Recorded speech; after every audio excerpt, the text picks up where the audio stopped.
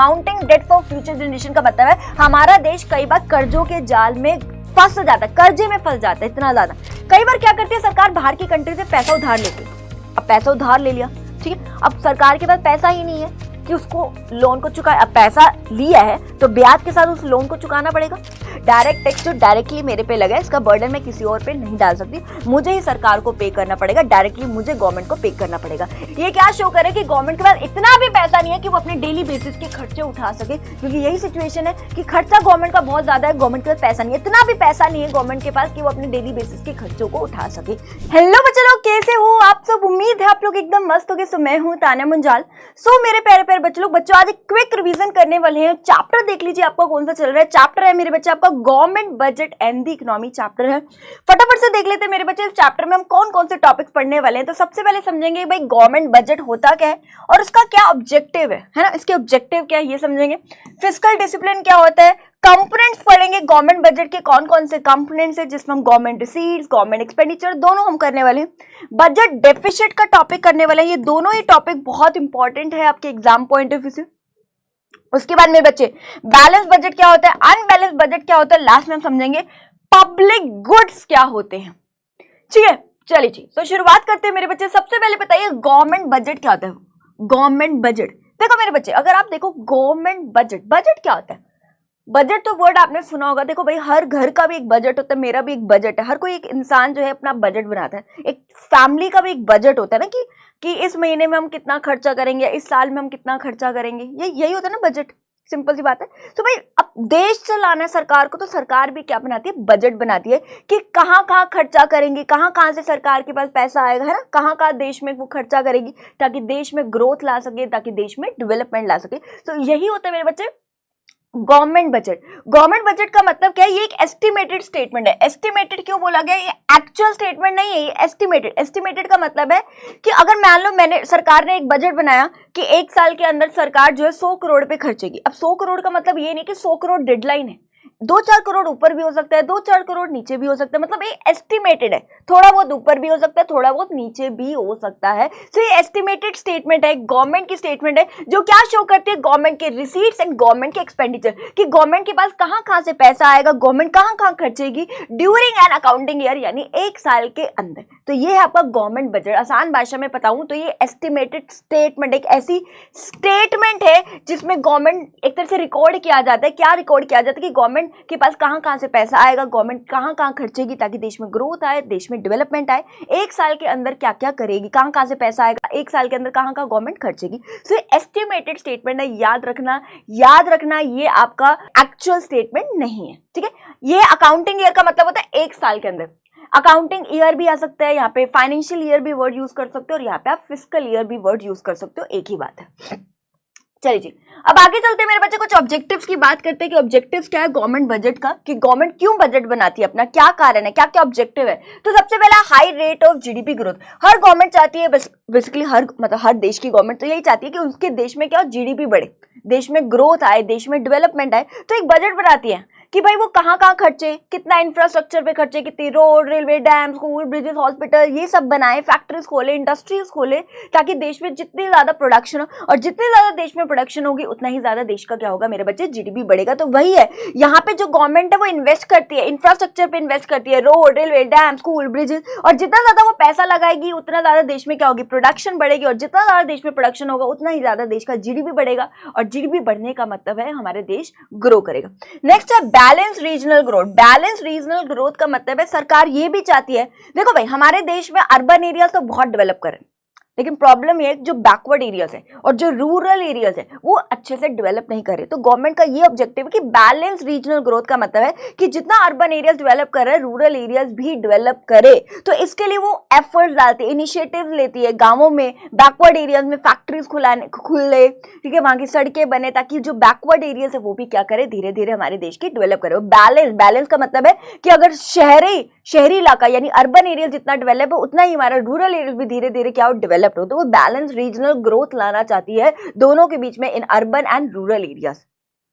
समझ पा रहे हो भाई? है तो फोकस करना चाहती है development of backward areas of the country की भाई बैकवर्ड एरियाज भी जो है हमारे देश का वो डेवलप करे। और गवर्नमेंट ने इसके लिए क्या एक्स्टेब्लिश किया? सेल्स को। सेल्स क्या है? Special economic zone. Special economic zone का मतलब ये है गवर्नमेंट बोलती है आम जनता या किसी को भी बोलती है कि अगर आप अपनी फैक्ट्रीज और इंडस्ट्रीज को बैकवर्ड एरिया में खोलोगे तो हम आपको कुछ स्पेशल बेनिफिट देंगे। सरकार बोलती है आम जनता मतलब कोई भी अगर अपनी इंडस्ट्री फैक्ट्री खोल रहा है तो उनको बोलती है कि भाई अगर तुम अपनी इंडस्ट्रीज या फैक्ट्रीज को किसी बैकवर्ड एरिया में खोलते हो तो हम आपको कुछ स्पेशल बेनिफिट्स देंगे, जैसे कि बिजली हम आपको बहुत ही कम दाम पे, एक तरह से बहुत ही कम रेट आपके लिए बिजली होगी, ठीक है। टैक्स हम आपके लिए बहुत कम आपको पे करना पड़ेगा, टैक्स माफ कर दिया जाएगा या बहुत कम आपको पे करना पड़ेगा, या बिजली भी आपकी माफ कर दी जाएगी या बहुत कम आपको बिजली पे करनी पड़ेगी। रॉ मटेरियल हम आपको बहुत सस्ते दाम पे प्रोवाइड कर देंगे। ये सरकार कहती है, ठीक है। सरकार ये क्यों कहती है? ताकि जो लोग हैं वो बैकवर्ड एरियाज में खोले, क्योंकि जितना ज्यादा बैकवर्ड एरियाज में इंडस्ट्रीज वगैरह होंगी उतने ज्यादा बैकवर्ड एरियाज हमारा क्या होगा? डेवलप करेगा,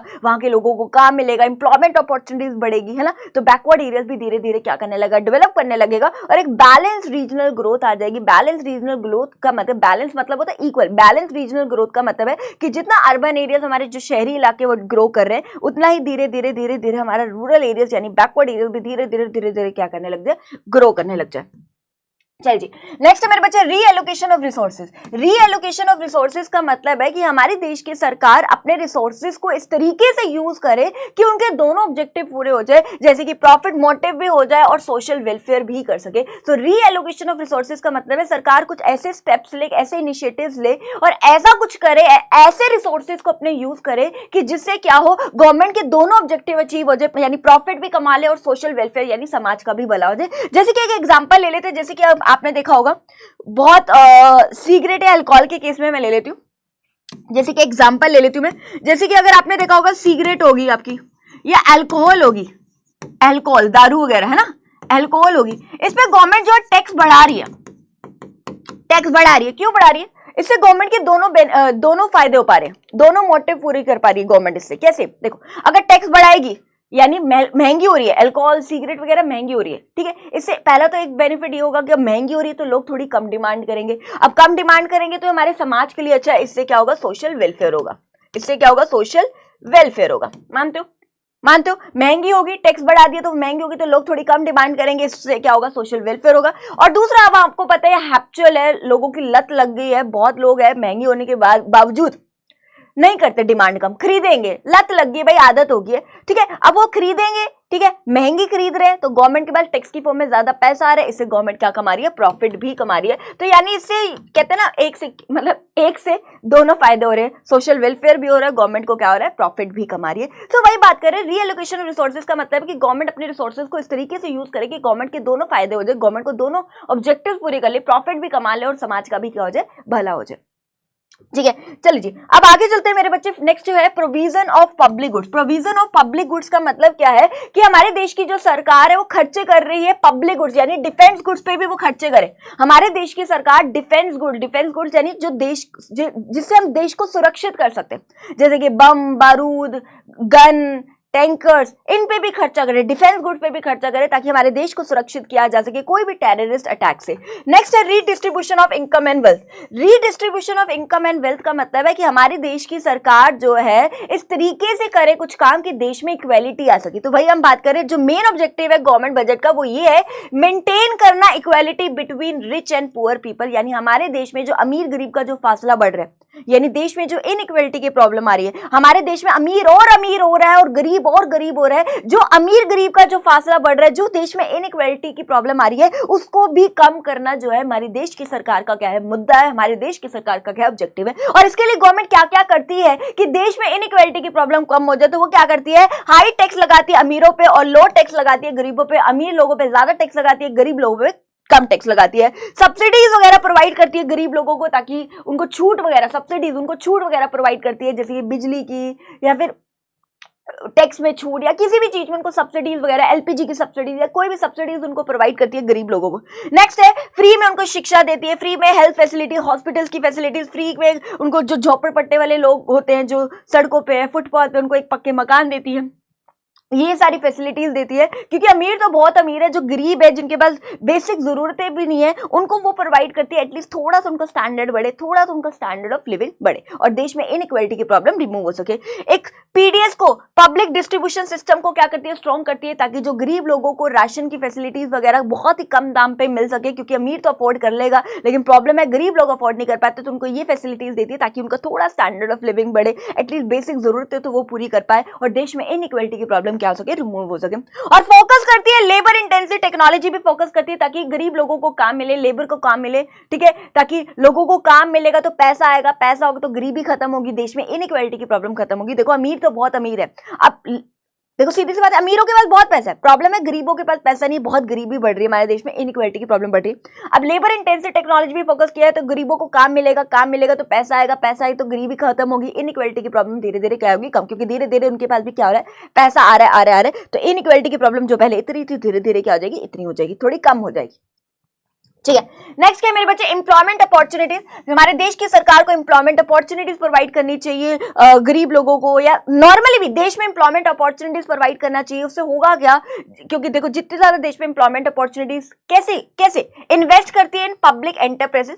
पब्लिक एंटरप्राइजेस मतलब कोई भी कंपनीज खोले या कोई road, railway, dam, school, bridges, hospitals बनाए, इंफ्रास्ट्रक्चर को डेवलप करे, जिससे बहुत सारे लोगों को क्या मिलेगा, हमारे देश में काम मिलेगा। आसान है, सिंपल सी बात है। एम्प्लॉयमेंट अपॉर्चुनिटीज भी एक ऑब्जेक्टिव है गवर्नमेंट का, कि वो गवर्नमेंट एम्प्लॉयमेंट अपॉर्चुनिटी, लोगों को रोजगार दे, काम दे, ठीक है। इसके लिए क्या करे गवर्नमेंट, इन्वेस्ट करे, पैसा लगाए, सड़कें, road, railway, dam, school, bridges, hospital, या फिर फैक्ट्रीज खोले, इंडस्ट्रीज खोले, कंपनियां खोले, जिससे लोगों को काम मिलेगा और देश में एम्प्लॉयमेंट अपॉर्चुनिटीज बढ़ेंगे। बहुत सारी पॉलिसीज वगैरह भी बनाती है, जैसे एमजी नरेगा, नेशनल रोजगार योजना, ये सब बनाती है ताकि लोगों को क्या मिले, रोजगार मिले।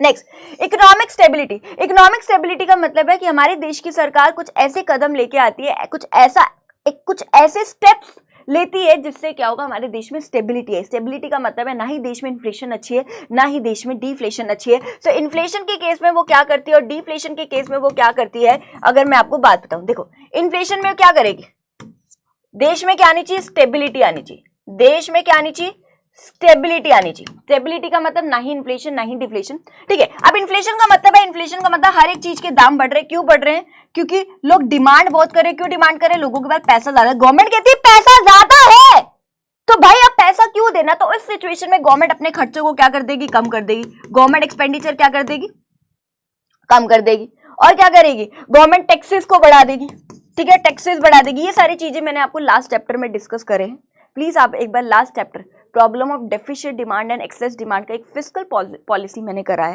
प्लीज आप एक बार उसको कंसीडर करना, ठीक है।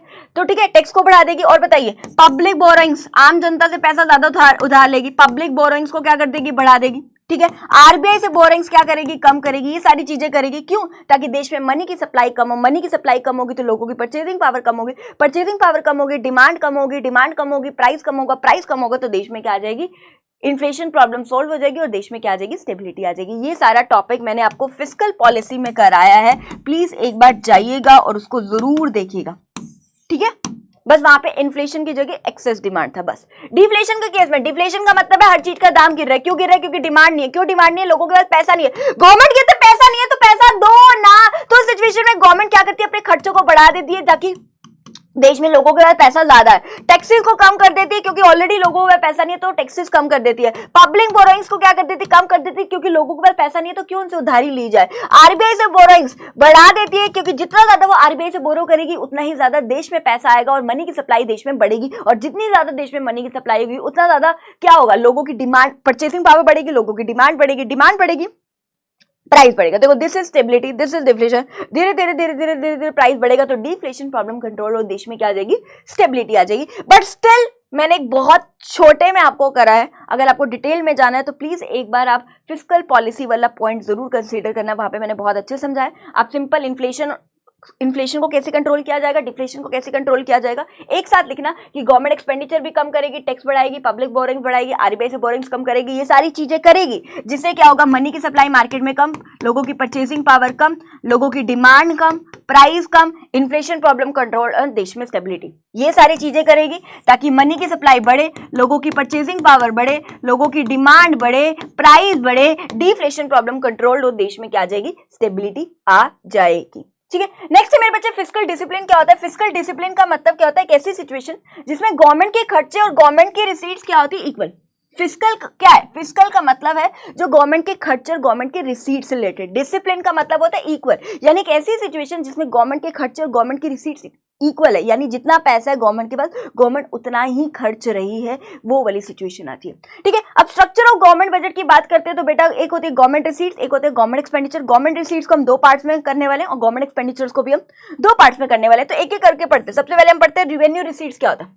रिवेन्यू रिसीट, रिसीट्स का मतलब गवर्नमेंट के पास पैसा आ रहा है। रिवेन्यू का मतलब क्या होता है, रिवेन्यू का मतलब होता है डेली बेसिस पे, यानी ऐसा पैसा जो गवर्नमेंट के पास डेली बेसिस पे आ रहा है, ऐसा पैसा जो गवर्नमेंट के पास डेली बेसिस पे आता है उसको हम कहते हैं मेरे बच्चे रिवेन्यू रिसीट्स। दो प्रकार की होती है, एक होती है टैक्स रिसीट्स और एक होती है मेरे बच्चे non tax receipts. Tax receipts क्या होती है, टैक्स रिसीट्स मतलब इसमें दो, अगर इसको तीन पार्ट्स में कैटेगराइज किया गया। पहले आपका प्रोग्रेसिव टैक्स क्या होता है और रिग्रेसिव टैक्स क्या होता है। प्रोग्रेसिव टैक्स का मतलब होता है जितना ज्यादा लोगों के पास पैसा उतना ज्यादा लोगों पे टैक्स लगाया जाता है, जितना कम लोगों के पास पैसा उतना ही कम उन पे टैक्स लगाया जाता है। तो प्रोग्रेसिव टैक्स का मतलब ये है कि जिसमें अमीरों पे ज्यादा टैक्स लगाया जाता है और गरीबों पे कम टैक्स लगाया जाता है। रिग्रेसिव टैक्स का मतलब है जिसमें कॉन्स्टेंट टैक्स लगाया जाता है, जिसकी इनकम ज्यादा हो चाहे उसकी इनकम कम हो, जो टैक्स है वो क्या रहेगा, हमेशा कांस्टेंट रहता है in case of regressive tax. ठीक है, इसका एग्जांपल अगर मैं बात करूं तो इनकम टैक्स हो गया, इनकम टैक्स ले सकते हैं, इनकम ज्यादा टैक्स ज्यादा, जिनकी इनकम कम है उनका टैक्स कम। इसका एग्जांपल हम जीएसटी ले सकते हैं, जैसे कि चाहे इनकम ज्यादा चाहे कम है, जीएसटी तो मुझे पे करना पड़ेगा। अगर मैं 10 रुपए का चिप्स का पैकेट भी खरीदने गई तो 1 रुपए का चिप्स, 1 रुपए मान लो उसमें जीएसटी है। ठीक है, चाहे अमीर बच्चा खरीदे चाहे गरीब बच्चा खरीदे, 1 रुपए जीएसटी तो अमीर को भी भरना पड़ेगा, गरीब को भी भरना पड़ेगा। तो वो तो भाई इनकम चाहे ज्यादा है चाहे इनकम कम है, जो टैक्स है वो तो हमेशा कांस्टेंट ही रहेगा। ठीक है, नेक्स्ट है वैल्यू एडेड टैक्स क्या होता है। वैल्यू एडेड टैक्स बेसिकली क्या है, जो इंपोज किया जाता है ना वेरियस स्टेजेस ऑफ प्रोडक्शन। ये इतना इंपॉर्टेंट नहीं है, तो अगर आप छोड़ना चाहे आप छोड़ भी सकते हो। ठीक है, इसलिए इसको मैं ज्यादा डिटेल में नहीं लेके जा रही हूँ, लेकिन ये आपके लिए इंपॉर्टेंट नहीं है करना। सो वैल्यू एडेड टैक्स है जिसमें डिफरेंट स्टेजेस ऑफ प्रोडक्शन पे टैक्स लगता है। और स्पेसिफिक टैक्स की बात करूँ तो स्पेसिफिक टैक्स जो किस पे डिपेंड होता है, वो एक कॉमोडिटी के साइज, उसके वेट, उसके यूनिट्स पे जो है डिपेंड होता है, वो होता है आपका स्पेसिफिक टैक्स। अब बच्चे बोलेंगे मैम इसको थोड़ा डिटेल में कराइए, तो मैं जानबूझ के नहीं करा रही क्योंकि इंपॉर्टेंट नहीं है फॉर योर एग्जाम। चलिए जी, नेक्स्ट है मेरे बच्चे डायरेक्ट टैक्स क्या होता है और इनडायरेक्ट टैक्स क्या होता है। डायरेक्ट टैक्स क्या होता है, जो डायरेक्टली मेरे पे लगा है, जिसका बर्डन मैं किसी और पर्सन पे शिफ्ट नहीं कर सकती। जो इनकम टैक्स है मेरे पे लगा है तो मुझे डायरेक्टली गवर्नमेंट को वो पे करना पड़ेगा, वो है डायरेक्ट टैक्स। जो मैं अपनी इनकम का जो भी पोर्शन है टैक्स का, वो मैं डायरेक्टली गवर्नमेंट को पे करती हूँ। समझ रहे हो, मैं डायरेक्टली गवर्नमेंट को पे करती हूँ, इसका बर्डन मैं किसी और पर्सन पे शिफ्ट नहीं करती। एक होता है इनडायरेक्ट टैक्स। इनडायरेक्ट टैक्स का मतलब है कि टैक्स मेरे पे लगा है, आज मैं जरूर गवर्नमेंट को पे कर रही हूं, लेकिन कल को मैं अपने कस्टमर से वसूल कर लूंगी। जैसे कि जीएसटी हो गया, दुकानदार है, मैं दुकानदार हूं, दुकानदार ने मेरे पे टैक्स लगाया, आज जरूर मैं टैक्स पे कर रही हूं, लेकिन कल को मैं अपने कस्टमर पे जो है कस्टमर से वसूल कर लूंगी। तो इसका जो बर्डन है वो मैं शिफ्ट कर सकती हूँ अपने से किसी और पे, यानी इसका बर्डन शिफ्ट किया जा सकता है from one person to another person पे, उसका बर्डन जो है शिफ्ट किया जा सकता है। वो क्या होता है आपका इनडायरेक्ट टैक्स। डायरेक्ट टैक्स जो डायरेक्टली मेरे पे लगा है, इसका बर्डन मैं किसी और पे नहीं डाल सकती, मुझे ही सरकार को पे करना पड़ेगा, डायरेक्टली मुझे गवर्नमेंट को पे करना पड़ेगा। इनडायरेक्ट टैक्स क्या है, जो आज मैं जरूर पे कर रही हूँ लेकिन इनडायरेक्टली मैं कभी ना कभी अपने कस्टमर से वो पैसा वसूल कर लूंगी। ठीक है, जिसका बर्डन मैं किसी और पर्सन पे डाल सकती हूँ, ये होता है इनडायरेक्ट टैक्स। इसका एग्जाम्पल इनकम टैक्स हो गया, इसका एग्जाम्पल आपका जीएसटी वगैरह हो गया। अब ध्यान समझिए, डायरेक्ट टैक्स मतलब इनकम टैक्स हो गया, ये किसके अंदर आता है, प्रोग्रेसिव टैक्स के अंदर आता है। आपको पता है ये प्रोग्रेसिव टैक्स क्या होता है, जिसकी इनकम ज्यादा उतना ज्यादा टैक्स, जिसकी इनकम कम टैक्स उतना ही कम। यही होता है इनकम टैक्स में, होता है ज्यादा पैसा कमा रही हो तो ज्यादा टैक्स पे करूंगी सरकार को, कम पैसा कमा रही हो तो कम टैक्स पे करूंगी। ये किसके अंदर आता है, प्रोग्रेसिव टैक्स के अंडर आता है। ठीक है, नेक्स्ट है इनडायरेक्ट टैक्स, किसके अंदर आता है, इनडायरेक्ट टैक्स का एग्जांपल है जीएसटी वगैरह, वो रिग्रेसिव टैक्स के अंदर आता है। रिग्रेसिव टैक्स का मतलब चाहे इनकम ज्यादा है चाहे इनकम कम है, आपको जो टैक्स है वो आपके लिए क्या रहेगा, कांस्टेंट रहेगा। जैसे कि जीएसटी है, ठीक है, मान लो अगर मैं 100 रुपए का प्रोडक्ट खरीद रही हूँ, 100 के प्रोडक्ट में 5 रुपए अगर मान लो जीएसटी इसके अंदर इंक्लूडेड, अमीर बच्चा खरीदे या गरीब बच्चा खरीदे या कोई भी अमीर इंसान खरीदे चाहे गरीब इंसान खरीदे 100 रुपए का प्रोडक्ट, 5 रुपए जीएसटी तो उसको पे करना ही पड़ेगा। समझ में क्या बोलना चाह रही हूँ। ठीक है, चलिए जी, तो ये रिग्रेसिव के अंदर आता है। चलिए जी, अब आज ही फटाफट से आगे जो हमें बात करनी है बेटा, नॉन टैक्स रिसीट्स की बात करती हूँ। नॉन टैक्स रिसीट्स के अंदर आता है फीस। फीस जैसे कि ये सरकार को पैसा मिल रहा है, ध्यान समझिए, अगर आप ध्यान से समझिए, रिवेन्यू रिसीट्स का मतलब होता है ऐसा पैसा जो डेली बेसिस पे सरकार ये पैसा कमाती है, जिसके अंदर टैक्स रिसीट्स में हमने बात करी तो डेली बेसिस पे सरकार ये पैसा कमाती है। और नॉन टैक्स रिसीट मतलब इसके अलावा और कैसे डेली बेसिस पे सरकार पैसा कमाती है, जैसे कि फीस वगैरह के, बर्थ फी, डेथ फी, रजिस्ट्रेशन फी, कोई कोर्ट की फी, कोई लैंड रजिस्ट्रेशन फी, ये डेली बेसिस पे सरकार कमाती है। नेक्स्ट फाइन्स वगैरह, ये तो आपको पता है, बहुत चलान चलून करते होगे तुम्हारे भी, है ना, कोई भी हेलमेट नहीं लगाया, स्पीड तेज कर दी तो वो नहीं होता, चलान नहीं कट जाता आपके पास, आजकल तो फोन पे ही आ जाता है कि आपका इतना चलान कट गया, है ना, तो चलान कट जाता है। तो ये सरकार के लिए क्या है, एक तरह से रिसीट्स है, पैसा कमा रही है सरकार।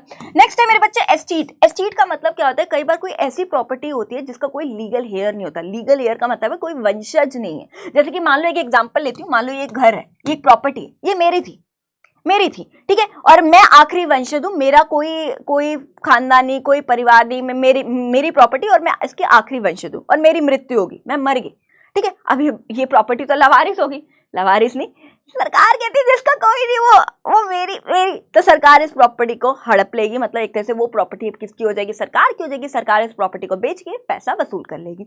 तो यही होता है एस्टीट। एस्टीट मतलब अगर कोई प्रॉपर्टी जिसका कोई लीगल है, कोई वंशज नहीं है, तो वो प्रॉपर्टी किसकी हो जाती है, सरकार की हो जाती है, ठीक है। नेक्स्ट है स्पेशल असेसमेंट। स्पेशल असेसमेट का मतलब है कि कई बार सरकार कुछ ऐसा काम करती है मेरे बच्चे, जिससे क्या होता है कि कोई प्रॉपर्टी की वैल्यू बढ़ जाती है, समझाती है। जैसे कि एग्जाम्पल लेती हूँ, मान लो ये मेरा घर था, मेरे घर की वैल्यू 1 करोड़ थी, ठीक है, सरकार ने कुछ ऐसा काम किया, मान लो सरकार ने मेरे घर के बाहर एक पार्क बना दिया। पार्क बनाने से क्या हो गया, बहुत हलचल होने लगी, लोग आने लगे, बढ़िया मतलब माहौल हो गया। तो इस वजह से पार्क बनने की वजह से क्या हुआ, मेरे घर की वैल्यू जो है 1 करोड़ की जगह अब 3 करोड़ होगी, 2 करोड़ बढ़ गई वैल्यू।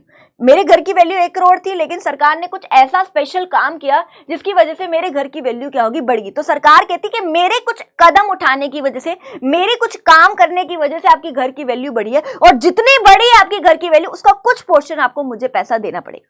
समझ रहे हो क्या बोल रहे हो? सरकार कहती है कि देखो भाई, ये मान लो मेरा घर था, मेरे घर की वैल्यू तो 1 करोड़ पे, सरकार ने कुछ कदम उठाया है जिसकी वजह से मेरे घर की वैल्यू 1 करोड़ की जगह 3 करोड़ होगी, 2 करोड़ इसकी वैल्यू बढ़ गई है। तो सरकार ये कहती है कि भाई मेरे कदम उठाने की वजह से आपके घर की वैल्यू बढ़ी है, तो जितनी बढ़ी है उसका कुछ प्रतिशत जो है मुझे सरकार को पे करना पड़ेगा। तो ये भी एक सरकार की इनकम है ना। चल जी, नेक्स्ट है मेरे बच्चे इनकम फ्रॉम पब्लिक एंटरप्राइजेस। बहुत सारे जैसे रेलवेज हो गए, इंडियन ऑयल, तो यहाँ से डेली बेसिस पे जो गवर्नमेंट है वो पैसा कमाती रहती है, ठीक है। ग्रांट, डोनेशन वगैरह, डोनेशन के थ्रू, जैसे कोई भी अर्थक्वेक, फ्लड, फायर, किसी भी, अगर आपने देखा मान लो देश में, हमारे भारत में फ्लड आए, तो आपने देखा होगा कभी जापान से या कहीं से भी पैसा आता रहता है। तो डोनेशंस के थ्रू भी डेली बेसिस पे जो है गवर्नमेंट के पास पैसा आता रहता है। चलिए जी, अब आगे चलिए मेरे बच्चे, ये हमने अच्छे से कर लिया था, अब आगे चलते हैं। अच्छा, इससे बताइए, ये जो टैक्स रिसीट्स है, नॉन टैक्स रिसीट्स जो गवर्नमेंट डेली बेसिस पे कमा रही है, याद रखना, रेवेन्यू का मतलब एक ऐसा पैसा जो गवर्नमेंट डेली बेसिस पे कमा रही है। गवर्नमेंट के पास पैसा आ रहा है, अब गवर्नमेंट के पास पैसा आ रहा है,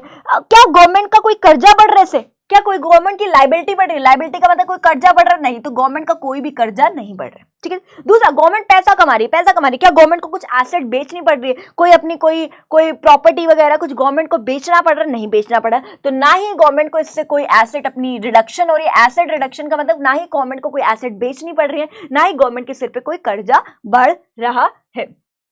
चलिए जी, नेक्स्ट क्या है मेरे बच्चे, नेक्स्ट है आपका कैपिटल रिसीट्स। कैपिटल रिसीट्स का मतलब गवर्नमेंट के पास पैसा आ रहा है। कैपिटल का मतलब ऐसा पैसा जो गवर्नमेंट के पास आ तो रहा है, लेकिन वो कभी कभी, कैपिटल का मतलब याद रखना है यहाँ पे, गवर्नमेंट के पास पैसा आ तो रहा है लेकिन वो कभी कभी पैसा आता है, डेली बेसिस पे गवर्नमेंट के पास इस फॉर्म से पैसा नहीं आता। जैसे बोरिंग्स गवर्नमेंट रोज नहीं करती, कभी कभी करती है, जब बहुत ज्यादा जरूरत पड़े तब गवर्नमेंट क्या करती है, बोरिंग्स करती है। तो ऐसा पैसा जो गवर्नमेंट के पास आता है लेकिन कभी कभी बेसिस पे। डिसइन्वेस्टमेंट का मतलब है कि कई बार क्या होता है, गवर्नमेंट बहुत ज्यादा लॉसेस में चल जाती है, नुकसान में चल जाती है, तो गवर्नमेंट अपनी कोई प्रॉपर्टी को बेच देती है, कोई एसेट बेच देती है, और उसके बदले में गवर्नमेंट क्या कमा लेती है, पैसा कमा लेती है। इसको हम कहते हैं डिसइन्वेस्टमेंट।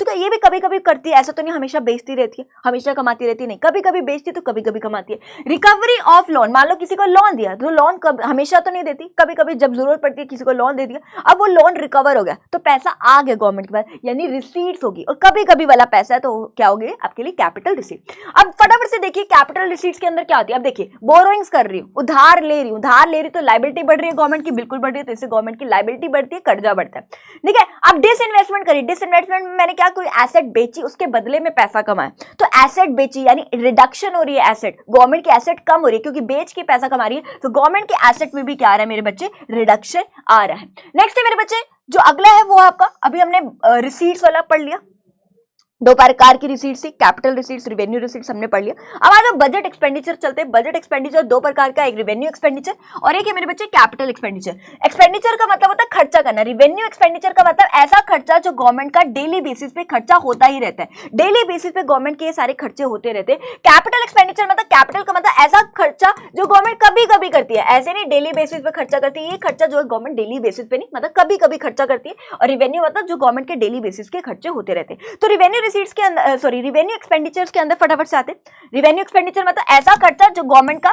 डेली बेसिस पे होता रहता है, जैसे कि वेजेस वगैरह देना, ये तो आपको पता है डेली बेसिस पे चलती रहती है, वेजेस वगैरह देना, ये खर्चे, इंटरेस्ट देना, ठीक है, सब्सिडीज देना, ठीक है, डिफेंस गुड्स को परचेज कर रही है, कोई गन खरीद रही है, बारूद खरीद रही है, ये सारे खर्चे डेली बेसिस पे होते हैं। अब गवर्नमेंट नहीं कहेगी पैसा नहीं है तो ये नहीं खरीदूंगी, ठीक है, तो भाई देश को टेररिस्ट अटैक मतलब देश में आंत तक फैल जाएगा, ये खर्चे जो गवर्नमेंट को करने ही पड़ते हैं, डेली बेसिस पे गवर्नमेंट को ये खर्चे करने पड़ते हैं, ठीक है। गवर्नमेंट के पास से पैसा जा रहा है इनमें, तो अब देखिए अब गवर्नमेंट इतना सारा पैसा खर्च रही है इन चीजों पे, वेजेस दे रही है, इंटरेस्ट पे कर रही है वगैरह वगैरह वगैरह वगैरह, क्या गवर्नमेंट की कोई एसेट बढ़ रही है, कोई प्रॉपर्टी बढ़ रही है? इतना खर्चा करने पर भी क्या गवर्नमेंट की कोई एसेट बढ़ रही है? नहीं, तो कोई भी गवर्नमेंट की एसेट नहीं बढ़ रही है। अब इतना खर्चा कर रही है, क्या गवर्नमेंट के सिर से कोई कर्जा कम हो रहा है? इतना खर्च कर रही है, दे रही है, पैसा दे रही है, तो गवर्नमेंट का कर्जा कम हो रहा है? कोई भी कर्जा भी कम नहीं हो रहा, तो ना ही कोई एसेट पे इंपैक्ट पड़ रहा है, ना ही कोई लायबिलिटी पे इंपैक्ट पड़ रहा है। तो याद रखना रिवेन्यू के केस में ना ही एसेट पे इंपैक्ट पड़ता है, ना ही liability.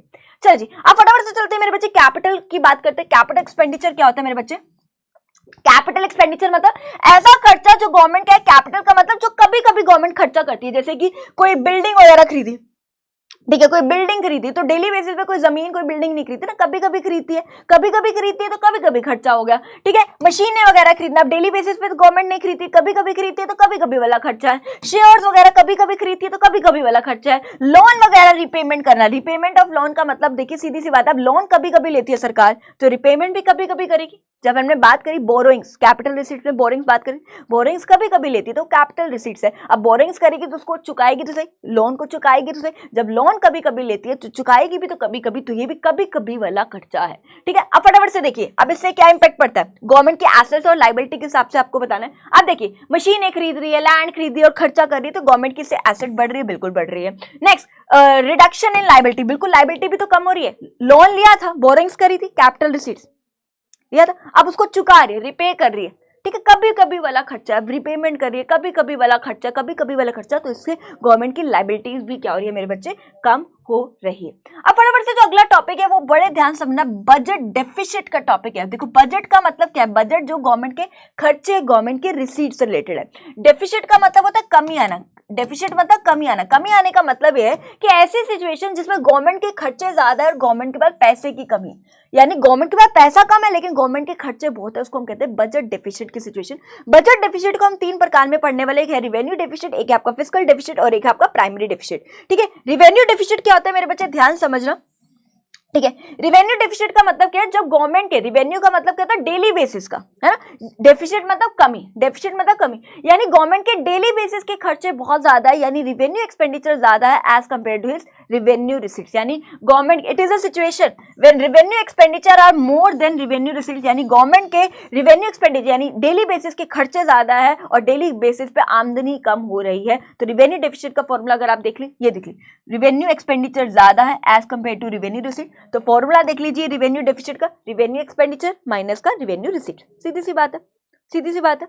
Revenue deficit, revenue deficit का मतलब है सरकार का डेली बेसिस का खर्चा ज्यादा है, डेफिसिट का मतलब तो कमी, खर्चा ज्यादा है और आमदनी डेली बेसिस पे क्या हो रही है, कम हो रही है, ठीक है। जैसे कि आगे चलते फटाफट से एक बार इसकी इंप्लीकेशन, डेली बेसिस के खर्चे वैसे कौन कौन से हो सकते हैं, जैसे कि हमने अभी बात ही करी थी डेली बेसिस के खर्चे जो गवर्नमेंट को करने पड़ते हैं, जैसे कि अब यहाँ पे आइए, कहाँ गया रिवेन्यू एक्सपेंडिचर, जैसे कि वेजेस देना, इंटरेस्ट देना, डिफेंस गुड, ये डेली बेसिस के खर्चे बहुत ज्यादा है और डेली बेसिस की जो रिसीट्स की फॉर्म में जो पैसा है वो क्या आ रहा है, कम आ रहा है।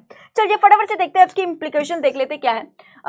इट इंडिकेट्स दैट, एक बार फॉर्मूला देख लो, रिवेन्यू एक्सपेंडिचर ज्यादा है as compare to revenue receipts, यही होती है ना सिचुएशन, यही होती है ना रिवेन्यू डेफिसिट। अब फटाफट से इसकी इंप्लीकेशन देखिए क्या इंडिकेट करता है। It indicates the incapability of government to meet its regular और रिकरिंग एक्सपेंसेस। देखो भाई ये क्या शो करे कि गवर्नमेंट के पास इतना भी पैसा नहीं है कि वो अपने डेली बेसिस के खर्चे उठा सके, क्योंकि यही सिचुएशन है कि खर्चा गवर्नमेंट का बहुत ज्यादा है, गवर्नमेंट के पास पैसा नहीं है, इतना भी पैसा नहीं है गवर्नमेंट के पास कि वो अपने डेली बेसिस के खर्चों को उठा सके। ठीक है जी।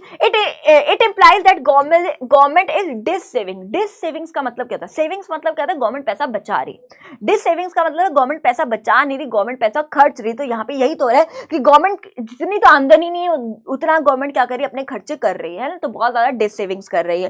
ठीक है, ये वार्निंग सिग्नल है हमारे देश की सरकार के लिए। ठीक है, या तो वो अपने खर्चों को कम करे या अपनी रिसीट्स को बढ़ाए, या तो वो अपने खर्चे कम करे या अपनी रिसीट्स को क्या करे, बढ़ाए। वार्निंग सिग्नल है हमारे देश की सरकार के लिए। अब बात ही किया जाता है क्या किया जाए, गवर्नमेंट को ऐसा क्या करना चाहिए ताकि ये रिवेन्यू डेफिसिट की प्रॉब्लम को थोड़ा कंट्रोल किया जा सके या सॉल्व किया जा सके, इस प्रॉब्लम को थोड़ा कम किया जा सके। तो क्या करे, या तो गवर्नमेंट बोरिंग्स कर ले, बोरिंग्स करेगी तो पैसा आएगा, पैसा आएगा तो रिसीट्स बढ़ जाएंगी। ठीक है, या गवर्नमेंट डिसइन्वेस्टमेंट कर ले, डिसइन्वेस्टमेंट क्या है, कोई एसेट बेच दे, एसेट बेचेगी तो पैसा आएगा, पैसा आएगा तो रिसीट्स बढ़ जाएंगी। या अपने वेस्टफुल खर्चे, जो बिना बात के जो खर्चे हैं, वेस्ट खर्चे हैं, उसको क्या करे, कम करे, यानी उसके एक्सपेंडिचर कम हो जाएंगे। इंप्रूव करे रिसीट्स को अपने बढ़ाए, चाहे किसी भी फॉर्म में बढ़ाए, टैक्स की फॉर्म में या नॉन टैक्स की फॉर्म में, अपनी रिसीट्स को बढ़ाए। रिसीट्स बढ़ेंगे तो रिवेन्यू रिसीट्स गवर्नमेंट की बढ़ जाएंगे। ठीक है, रिसीट्स बढ़ जाएगी तो ये जो प्रॉब्लम है वो क्या हो जाएगी, सॉल्व हो जाएगी। Am I clear? होना क्या चाहिए, होना ये चाहिए। ठीक है, जितना होना बेसिकली मतलब अगर मैं बात करूं, है ना, लेकिन यहाँ पे क्या है, ये वाली सिचुएशन है ना। अब क्या किया जाए, हम यहाँ पे ये बात कर रहे हैं। ठीक है, अब फटाफट से देखिए नेक्स्ट है मेरे बच्चे, फिस्कल डेफिसिट क्या होता है। फिस्कल का मतलब क्या होता है, फिस्कल का मतलब बेसिकली गवर्नमेंट के खर्चे और गवर्नमेंट के रिसीट्स रिलेटेड होता है, गवर्नमेंट के एक्सपेंडिचर और गवर्नमेंट के रिसीट्स रिलेटेड होता है। फिस्कल डेफिसिट को हम बोरोइंग्स भी कहते हैं, ध्यान रखना। फिस्कल डेफिसिट का मतलब होता है बोरोइंग्स, जो हमारे देश की सरकार बोरो करती है, उधार लेती है पैसा, उसको हम फिस्कल डेफिसिट कहते हैं। फॉर्मूला देख लीजिए एक बार फिस्कल डेफिसिट का। फिस्कल डेफिसिट का फॉर्मूला है क्या होता है, total expenditure minus total receipts other than borrowings. Total expenditure दोनों प्रकार के, रिवेन्यू एक्सपेंडिचर भी आता है, कैपिटल एक्सपेंडिचर भी आता है इसके अंदर, टोटल रिसीट्स के अंदर भी सारे आते हैं, दोनों रिसीट्स आते हैं। ठीक है, कौन कौन से, रिवेन्यू रिसीट्स भी आती है और कैपिटल रिसीट्स भी आती है। लेकिन कैपिटल रिसीट्स आपको याद है कौन कौन सी होती थी, ऐसा पैसा जो गवर्नमेंट कभी कभी कमाती है, जैसे डिसइन्वेस्टमेंट में, बोरोइंग में, है ना, जो कभी कभी वाला पैसा है, उसमें बोरोइंग्स यहाँ पे क्या है, दोनों ही, रिवेन्यू रिसीट्स भी आएगी, कैपिटल रिसीट्स भी आएगी, लेकिन कैपिटल रिसीट्स में अदर देन बोरोइंग्स है, यानी बोरोइंग्स नहीं आएगी। तो आंसर जो बचेगा वो क्या बचेगा, बोरोइंग्स का ही बचेगा। ठीक है, हमें पता ना expenditure should be equal to receipts होनी चाहिए, तो आंसर इसका क्या बचेगा, कुल मिला के लास्ट में बचेगा आंसर किसका, बोरोइंग्स का बचेगा। तो ध्यान से समझना, फिस्कल डेफिसिट का मतलब ही क्या होता है, बोरोइंग्स होता है, तो कंफ्यूज मत होना। अब बात ये करी जाती है हमारे देश की सरकार कहाँ कहाँ से पैसा उधार लेती है। तो भाई अब देश के बहुत खर्चे करने पड़ते हैं गवर्नमेंट को, देश में ग्रोथ लानी है, डेवलपमेंट लानी है ना, बहुत सारे खर्चे गवर्नमेंट को करने पड़ते हैं। तो कई बार सरकार के पास इतना पैसा नहीं होता है, तो गवर्नमेंट कहाँ कहाँ से बोरो करती है, तो आरबीआई से बोरो करती है, बाहर की कंट्री से बोरो करती है, और आम जनता से भी वो क्या करती है, बोरिंग्स करती है। तो ये चीजें आपको याद रखना है। अब फटाफट से बात करते हैं इसके इंप्लीकेशंस की। तो भाई अब इससे इम्पैक्ट क्या पड़ता है, फिस्कल डेफिसिट की प्रॉब्लम से क्या इम्पैक्ट पड़ता है हमारे देश पे, यानी जो इतनी ज्यादा गवर्नमेंट बोरोइंग्स कर रही है उससे क्या इम्पैक्ट पड़ता है। अब हमें पता है गवर्नमेंट कहाँ कहाँ से बोरो करती है, एक आरबीआई से करती है, एक कहां से करती है, जल्दी से बताइए, रेस्ट ऑफ द वर्ल्ड से। रेस्ट ऑफ द वर्ल्ड मतलब बाहर से करती है, बाहर की कंट्री से करती है। और तीसरा क्या करती है, आरबीआई तीसरा क्या करती है, आम जनता से बोरिंग्स करती है, यानी पब्लिक से करती है, आम जनता से बोरिंग्स करती है। अब इसके इंप्लीकेशंस की बात करते हैं कि क्या इफेक्ट पड़ता है। चलिए जी, सबसे पहला बोल रहा है कि देश में इन्फ्लेशन की प्रॉब्लम आ जाती है, इन्फ्लेशनरी स्पाइरल मतलब इन्फ्लेशन की प्रॉब्लम देश में आती है। कैसे आती है, तो फटाफट से अगर मैं बात करूं मेरे बच्चे ध्यान समझना। देखो भाई, सबसे पहला केस यहां से उठाते हैं। अगर गवर्नमेंट ने बहुत ज्यादा आरबीआई से बोरो किया, बहुत ज्यादा आरबीआई से बोरो किया, आरबीआई से पैसा ली जा रही, तो कहां लगाएगी, देश पे लगाएगी। देश पे लगाएगी यानी देश में मनी की सप्लाई बढ़ जाएगी। देश में मनी की सप्लाई बढ़ जाएगी, लोगों के हाथों में पैसा ज्यादा आएगा तो लोगों की खरीदने की क्षमता बढ़ जाएगी, परचेजिंग पावर बढ़ जाएगी, खरीदने की क्षमता बढ़ जाएगी तो लोगों की डिमांड बढ़ जाएगी, डिमांड बढ़ जाएगी तो प्राइस बढ़ जाएगा, प्राइस बढ़ जाएगा तो देश में क्या आ जाएगी, इन्फ्लेशन की प्रॉब्लम आ जाती है। तो वही बात करें, अगर गवर्नमेंट बहुत ज्यादा आरबीआई से बोरो करेगी, बहुत ज्यादा पैसा लेगी तो देश पे लगाएगी तो क्या क्या प्रॉब्लम आएगी, वही हम बात करें। मनी की सप्लाई बढ़ जाएगी, खरीदने की क्षमता बढ़ जाएगी, डिमांड बढ़ जाएगी, प्राइस बढ़ जाएगा और देश में इन्फ्लेशन की प्रॉब्लम अराइज हो जाएगी। नेक्स्ट है mounting debt for future generation. क्या प्रॉब्लम आती है? Mounting debt for future generation का मतलब है हमारा देश कई बार कर्जों के जाल में कहते हैं फंस जाता है, कर्जे में फंस जाता है इतना ज्यादा, क्योंकि कई बार क्या करती है, अब सेकंड वाला पॉइंट लेते हैं, यहां से सेकंड वाला पॉइंट आपका यहां से रिलेटेड है। कई बार क्या करती है सरकार, बाहर की कंट्री से पैसा उधार लेती है। अब पैसा उधार ले लिया, अब पैसा चुकाने का मतलब पैसा उधार ले लिया, मान लो मैंने किसी भी कंट्री से पैसा उधार ले लिया, ठीक है। अब सरकार के पास पैसा ही नहीं है कि उसको लोन को चुकाए। अब पैसा लिया है तो ब्याज के साथ उस लोन को चुकाना पड़ेगा। लोन लिया, बोरिंग्स करी तो ब्याज के साथ चुकाना पड़ेगा ना, देखो सीधी सी बात, चुकाना पड़ेगा। सरकार ने बोरो तो कर लिया पैसा, बाहर की कंट्री से उधार तो ले लिया, अब इतना पैसा नहीं है कि उसको चुका सके। तो कई बार क्या करते हैं सरकार, अब किसी दूसरी कंट्री से पैसा लेगी, दूसरी कंट्री से पैसा लेके इसका ब्याज के साथ इसका पैसा तो चुका देगी। अब दूसरी कंट्री से उधार ले लिया, अब दूसरी कंट्री से उधार ले लिया तो उसको भी चुकाना पड़ेगा। अब फिर पैसा नहीं है सरकार के पास तो वो तीसरी कंट्री से उधार लेती है, तीसरी कंट्री से लेने के बाद वो पैसा जो भी इंटरेस्ट के साथ इसका पैसा तो चुका दिया। अब तीसरी कंट्री से उधार ले लिया, अब तीसरी कंट्री से उधार ले लिया, सरकार के पास फिर भी पैसा नहीं है, चौथी कंट्री। तो ये चलती रहेगी चलती रहेगी चलती रहेगी, और कब तक चलती रहेगी? तो इस चक्कर में जो हमारे देश है वो किस में फंस जाता है, कर्जे में फंस जाता है। और फ्यूचर जनरेशन के लिए हम क्या छोड़ के जाते हैं, एक कर्जा छोड़ के जाते हैं, समझ रहे? तो वही बात कर रहे हैं कि कई बार हम इतना ज्यादा सरकार बाहर की कंट्री से उधार ले लेती है कि सरकार के पास इतना पैसा ही नहीं होता कि उस उधारी को चुका सके। उस उधारी को चुकाने के लिए किसी और देश से उधार लेती है, वो उधार तो चुका देती है लेकिन दूसरा बोझ सिर पे ढो लेती है, मतलब दूसरा उधार ले लेती है, दूसरा कर्जा उठा लेती है। अब उस कर्जे को उतारने के लिए कहीं और से फिर कर्जा ले लेती है। तो सरकार जो है एक तरह से, हमारे देश जो है एक तरह से डेट में फंस जाता है, कर्जे में फंस जाता है।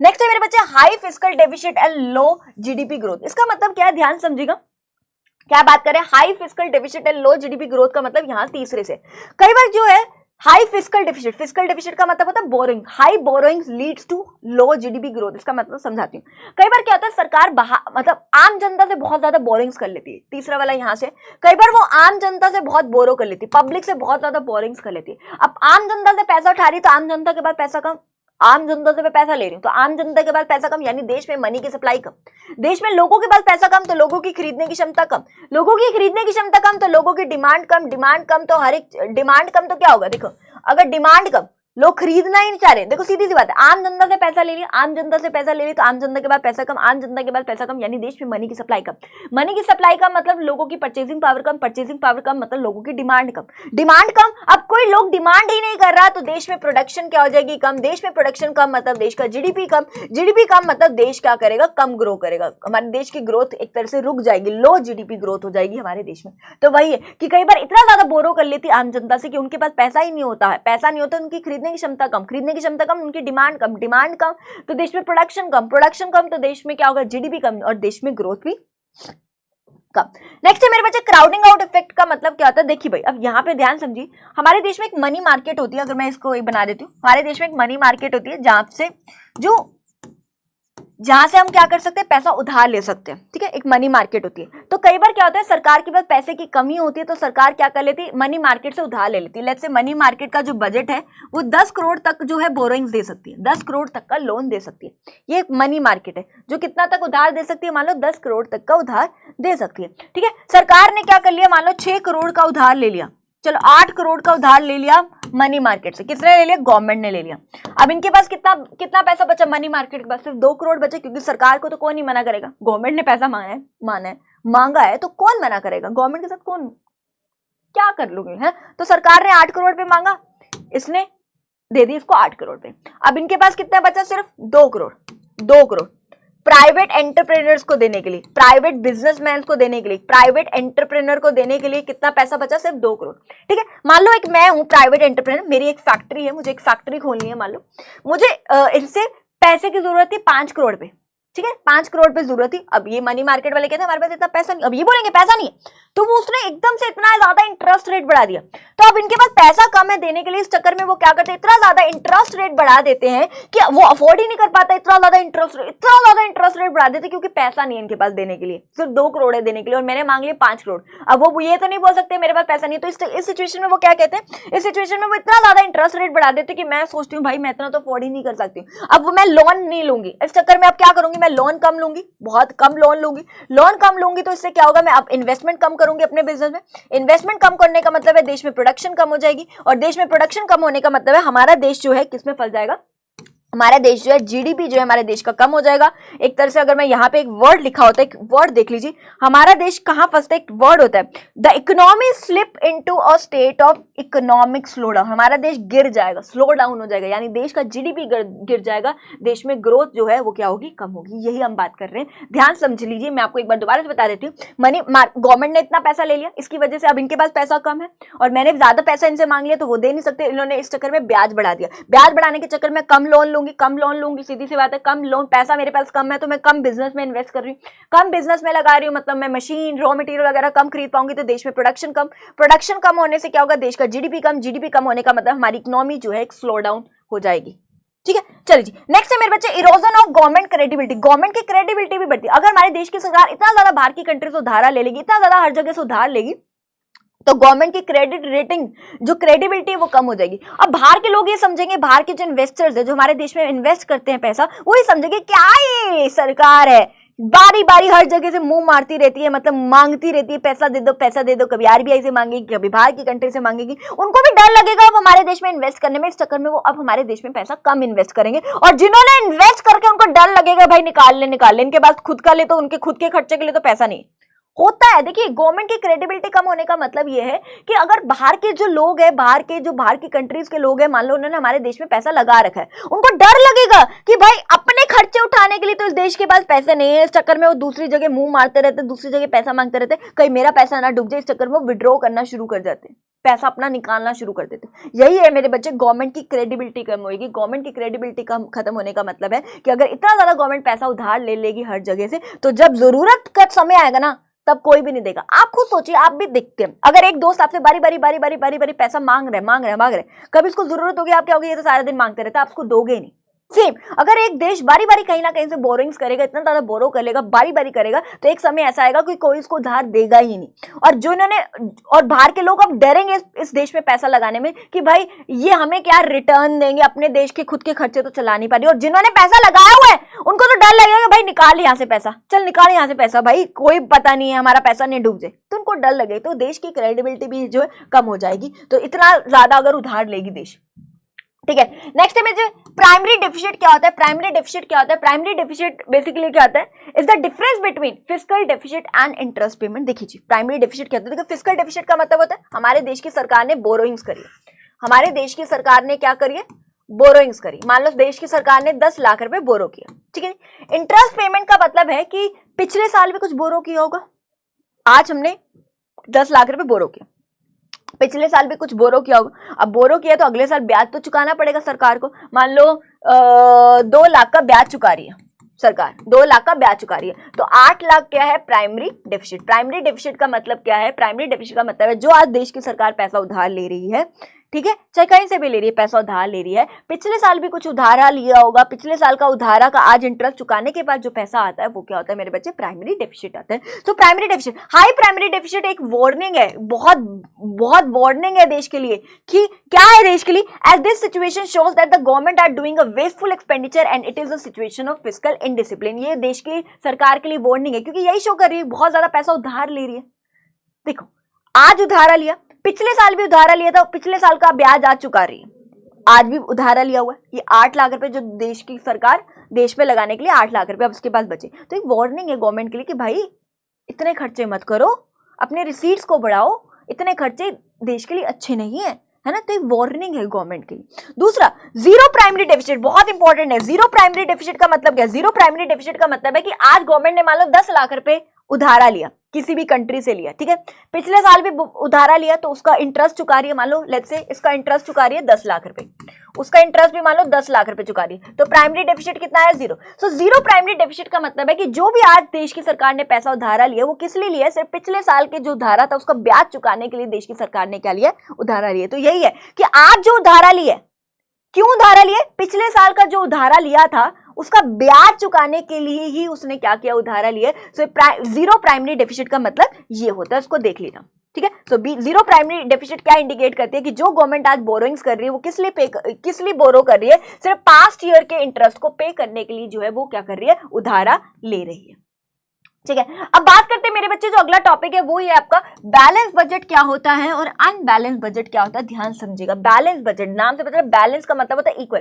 बजट क्या है? जो गवर्नमेंट के खर्चे और गवर्नमेंट के रिसीट्स से रिलेटेड है। बैलेंस बजट का मतलब है कि गवर्नमेंट के खर्चे और गवर्नमेंट के रिसीट्स क्या है? इक्वल है। उसको मैं क्या कह देती हूँ मेरे बच्चे? बैलेंस बजट बोलती हूँ। क्या बोलती हूँ मेरे बच्चे? Balance budget. अब बैलेंस बजट के कुछ मेरिट्स है, कुछ डीमेरिट्स है, तो फटाफट से देखिए। अब बैलेंस बजट का मतलब है जितना पैसा है गवर्नमेंट के पास, गवर्नमेंट उतना ही खर्च रही है। तो इसका मतलब है गवर्नमेंट बहुत ज्यादा वेस्टफुल खर्चा नहीं करी, जितना पैसा उतना ही खर्च रही, तो बहुत अच्छी बात है।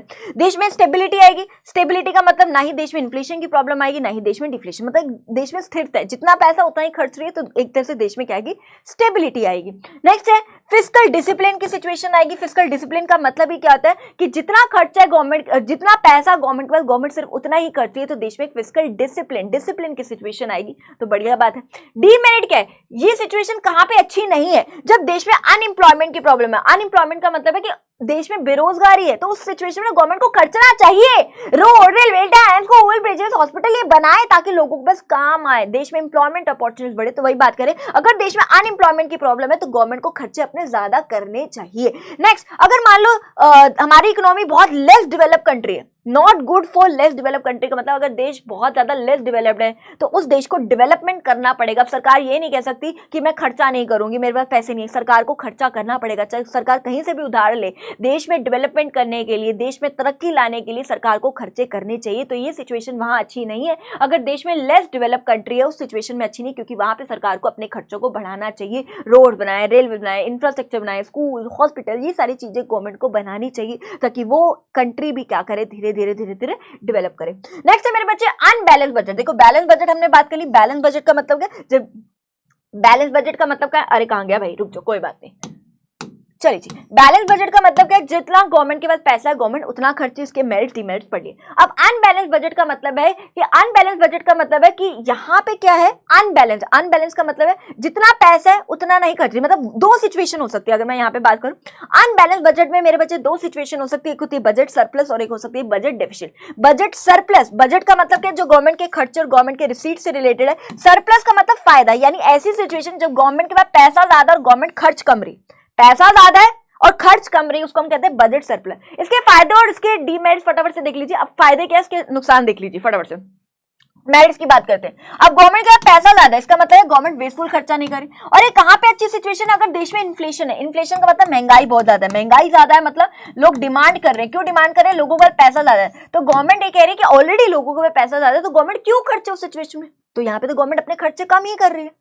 पैसा ज्यादा गवर्नमेंट को, गवर्नमेंट खर्चे कम कर रही है तो अच्छी बात है। अगर देश में इन्फ्लेशन है, इन्फ्लेशन मतलब ऑलरेडी लोगों के पास बहुत पैसा है, तो गवर्नमेंट उस सिचुएशन में अगर खर्चा कम कर रही है तो अच्छी बात है। अगर ज्यादा खर्चे कर देगी तो और लोगों के पास पैसा आएगा और महंगाई बढ़ेगी, कोई फायदा उस चीज का। तो गवर्नमेंट इस सिचुएशन में क्या कर रही है? अपने खर्चे कम कर रही है, जो कि अच्छी बात है। नेक्स्ट है कहां पे अच्छी नहीं है सिचुएशन? तो अगर देश में अनएम्प्लॉयमेंट की सिचुएशन है, बेरोजगारी, तो गवर्नमेंट को अपने खर्चों को बढ़ाना चाहिए। लेकिन यहाँ पे तो खर्चे कम कर रही है गवर्नमेंट, गवर्नमेंट के पास पैसा ज्यादा है, खर्चे कम कर रही है गवर्नमेंट, तो ये सिचुएशन में अच्छा नहीं। अगर देश में डिफ्लेशन है, मंदी है, मंदी का मतलब हर एक चीज के दाम गिर रहे। क्यों गिरे? क्योंकि लोग डिमांड नहीं कर रहे। क्यों नहीं कर रहे? लोगों के पास पैसा नहीं है, तो सरकार को देना चाहिए ना, पैसा खर्चे करने चाहिए ताकि लोगों के पास पैसा है। तो इस सिचुएशन में अच्छी नहीं है। Not good for less develop country. अगर देश बहुत कम डेवलप्ड है तो भाई उस देश को डेवलप करने के लिए गवर्नमेंट को खर्चे करने चाहिए, तो यहाँ पे अच्छी नहीं है। अगर देश बहुत ज्यादा लो लेवल इक्विलिब्रियम ट्रैप में फंस चुके हैं, इससे क्या होगा कि हमारी जो इकोनॉमी है वो बहुत ज्यादा लो लेवल इक्विलिब्रियम ट्रैप में फंस जाएगी। कैसे फंस जाएगी? क्योंकि देखिए अगर गवर्नमेंट खर्चे कम कर रही है तो मतलब लोगों के पास पैसा कम तो मनी की सप्लाई महंगाई कम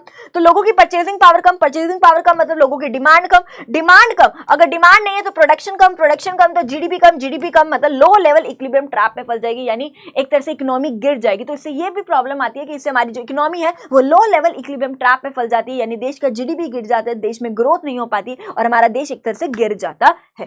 चलिए जी अब आगे चलते हैं मेरे बच्चे। बजट डेफिसिट क्या होता है? बजट डेफिसिट का मतलब है बजट जो गवर्नमेंट के खर्चे और रिसीट्स से रिलेटेड है। डेफिसिट का मतलब क्या है? डेफिसिट मतलब कमी होना, कमी होने का मतलब कि गवर्नमेंट अपने खर्चे ज्यादा कर रही है, गवर्नमेंट के पास पैसा कम है, पैसा कम है सरकार के पास लेकिन खर्चे बहुत ज्यादा कर रही है। इसके मेरिट्स और डीमेरिट्स की बात करते हैं कि इसके फायदे क्या, उसके नुकसान क्या।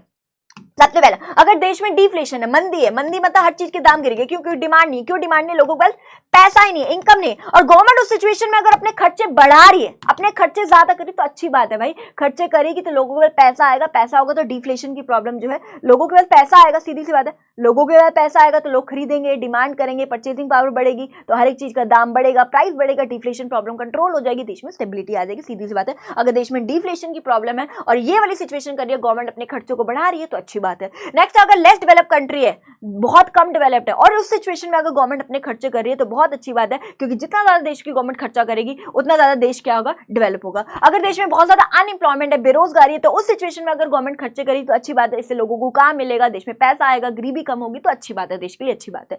ठीक है, इसका डीमेरिट क्या है, यहां से पता चल रहा है कि गवर्नमेंट बहुत ज्यादा वेस्टफुल खर्चा करती है, कि पैसा नहीं है इतना जितना खर्च रही है तो बहुत ज्यादा वेस्टफुल खर्चा करी। अगर देश में इन्फ्लेशन की प्रॉब्लम है तो उस सिचुएशन में अगर गवर्नमेंट अपने खर्चे ज्यादा कर रही है तो अच्छी बात नहीं है। इन्फ्लेशन का मतलब ही क्या है कि लोगों के पास, इन्फ्लेशन मतलब हर एक चीज की महंगाई बढ़ रही है, प्राइसेस बढ़ रहे हैं, क्यों बढ़ रहे हैं, क्योंकि लोग डिमांड ज्यादा क्यों कर रहे हैं, डिमांड ज्यादा करने का मतलब है, देखिए इन्फ्लेशन मतलब महंगाई बढ़ रही है, महंगाई बढ़ने का मतलब हर चीज की डिमांड ज्यादा है। ठीक है, क्यों बढ़ रही है महंगाई, क्यों बढ़ रही है, क्योंकि लोग डिमांड ज्यादा कर रहे हैं, डिमांड क्यों ज्यादा है, क्योंकि लोगों के पास पैसा ज्यादा है, ऑलरेडी लोगों के पास पैसा ज्यादा है, अगर गवर्नमेंट इतना ज्यादा खर्चेगी तो लोगों के पास और ज्यादा पैसा आएगा, है ना, तो कोई फायदा नहीं है। तो अगर देश में इन्फ्लेशन की सिचुएशन है और देश की सरकार बहुत खर्चा करे तो अच्छी बात नहीं, डिफ्लेशन के केस में खर्चा करे अच्छी बात है, लेकिन इन्फ्लेशन है, ऑलरेडी लोगों के पास बहुत पैसा और उस सिचुएशन में खर्चा करे तो अच्छी बात नहीं है।